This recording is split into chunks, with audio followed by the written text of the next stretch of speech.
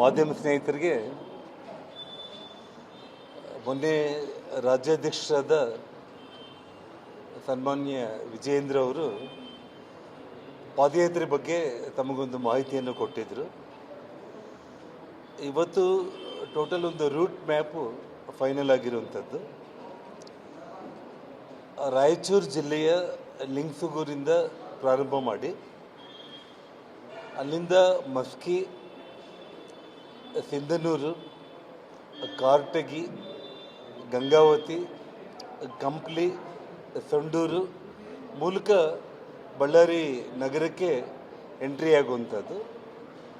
1ನೇ ತಾರೀಕು ಪ್ರಾರಂಭ ಆಗುವಂಥ ಈ ಒಂದು ಪಾದಯಾತ್ರೆ 9 ಅಥವಾ 10 ಅಂದರೆ ನಾಳೆ ಇಡೀ ನಮ್ಮ ಪಕ್ಷದ ಕಡೆಯಿಂದ ತಂಡ ರಾಜೀವ್ ಕುರ್ಚಿಯವರ ನೇತೃತ್ವದಲ್ಲಿ ಎಲ್ಲ ರೂಟ್ಗಳನ್ನು ಎಲ್ಲೆಲ್ಲಿ ಹಾಲ್ಟ್ ಮಾಡಬೇಕು, ಹೇಗೆ ಅದೆಲ್ಲದನ್ನು ಕೂಡ ಫೈನಲ್ ಮಾಡ್ತಾ ಇದ್ದಾರೆ. ಸರಿಸುಮಾರು 175 ಕಿಲೋಮೀಟ್ರ್ ಪಾದಯಾತ್ರೆ ಇದಾಗಿರುತ್ತೆ. ಸೊ ಹಾಗಾಗಿ ಕೊನೆಯಾಗಿ ಅಂದರೆ 9ನೇ ತಾರೀಕು ಅಥವಾ 10ನೇ ತಾರೀಕು ಸಮಾರೋಪ ಮಾಡುವಂಥ ಒಂದು ವಿಷಯ ಒಂದು ನಾಳೆ ನಾಡಿದ್ರಲ್ಲಿ ನಮಗೆ ಆ ರೂಟ್ ಬಗ್ಗೆ ಅಂದರೆ ಆ ಡಿಸ್ಟೆನ್ಸ್ ಎಲ್ಲೂ ಕೂಡ ಕರೆಕ್ಟಾಗಿ ನೋಡ್ಕೊಂಡ್ಬಿಟ್ಟು ಸಮಾರೋಪ 9 ಅಥವಾ 10 ಇರ್ಬೋದು, ಡೇಟ್ ಫೈನಲ್ ಆಗುತ್ತೆ.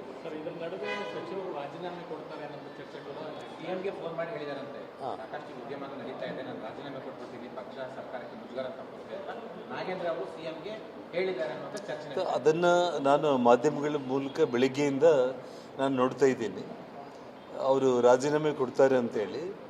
ನಿಜವಾಗ್ಲೂ ಕೂಡ ಇಷ್ಟೊತ್ತಿಗಾಗಲೇ ರಾಜೀನಾಮೆ ಕೊಟ್ಟಿದ್ರೆ ತುಂಬ ಒಂದು ಗೌರವಯುತವಾಗಿ ಇರ್ತಾ ಇತ್ತು. ಇಷ್ಟೆಲ್ಲ ವಿಧಾನಸಭೆಯಲ್ಲಿ ಸುಮಾರು ದಿನಗಳ ಕಾಲ ಅವರ ರಾಜೀನಾಮೆಗೋಸ್ಕರನೇ ರೈತರ ಸಂಕಷ್ಟಗಳು ಬರದ ಬಗ್ಗೆ ಮಾತಾಡೋದಕ್ಕೂ ಕೂಡ ಅವಕಾಶ ಆಗದೇನೆ ಸನ್ಮಾನ್ಯ DK ಶಿವಕುಮಾರ್ ಅವರು ಈ ರಾಜ್ಯದ ಮೊದಲ ಬಾರಿಗೆ ಅವರು ಮುಖ್ಯಮಂತ್ರಿ ಆಗಿರುವಂಥ ಮೊದಲ ಅಧಿವೇಶನದಲ್ಲೇ ಇವತ್ತು ಕಾಂಗ್ರೆಸ್ ಪಕ್ಷ ಆ ಸರ್ಕಾರ ಪಲಾಯನವಾದಿ ಅನ್ನುವಂಥ ಒಂದು ಹೆಸರನ್ನು ಪಡ್ಕೊಳ್ಳುವಂಥ ಒಂದು ಅಪಕೀರ್ತಿನ ತಪ್ಪಿಸ್ಬೋದಾಗಿತ್ತು ಅವರು ರಾಜೀನಾಮೆ ಕೊಟ್ಟಿದ್ದರೆ.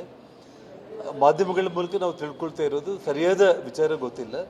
ಆದರೆ ಇವತ್ತು ವಿಜೇಂದ್ರ ಅವರು ರಾಜ್ಯಾಧ್ಯಕ್ಷರು ಮತ್ತು ರಾಧಾಮೋಹನ್ ದಾಸ್ ಅಗರ್ವಾಲ್ ಅವರ ಸಮಕ್ಷಮದಲ್ಲೇ ಇವತ್ತೆಲ್ಲ ಒಂದು ತೀರ್ಮಾನ ಆಗಿರೋದು. ಯಾವುದೇ ಕಾರಣಕ್ಕೂ ಕೂಡ ಅವರು ರಾಜೀನಾಮೆ ಕೊಡ್ತಾರೆ ಇನ್ನೊಂದು ವಿಚಾರಗಳು ಇನ್ನೂ ಸ್ಪಷ್ಟವಾಗದೇ ಇರುವಂಥ ಈ ಸಂದರ್ಭದಲ್ಲಿ ಜೊತೆಗೆ ಅವರು ರಾಜೀನಾಮೆ ಕೊಟ್ಟರೂ ಕೂಡ ರಾಜ್ಯದಲ್ಲಿ ಸಾಕಷ್ಟು ಇವತ್ತೇನು ರೈತರ ಪರ ಸಮಸ್ಯೆಗಳಾಗಿರ್ಬೋದು, ನಾವಲ್ಲಿ ಜಲಾಶಯದ ಬಗ್ಗೆ ಆಗಿರ್ಬೋದು ಮತ್ತು ಬರದ ಬಗ್ಗೆ ಆಗಿರ್ಬೋದು, ಇದೆಲ್ಲ ವಿಚಾರಗಳಲ್ಲಿ ಕೂಡ ಪಾದಯಾತ್ರೆ ಮಾಡಬೇಕಂತೇಳಿ ಇವತ್ತೇನು ಪಕ್ಷದ ನಿರ್ಧಾರ ಏನಿದೆ ಅದನ್ನು ಅಂತಿಮವಾಗಿ ಇವತ್ತು ಫೈನಲ್ ಮಾಡಿದ್ದಾರೆ.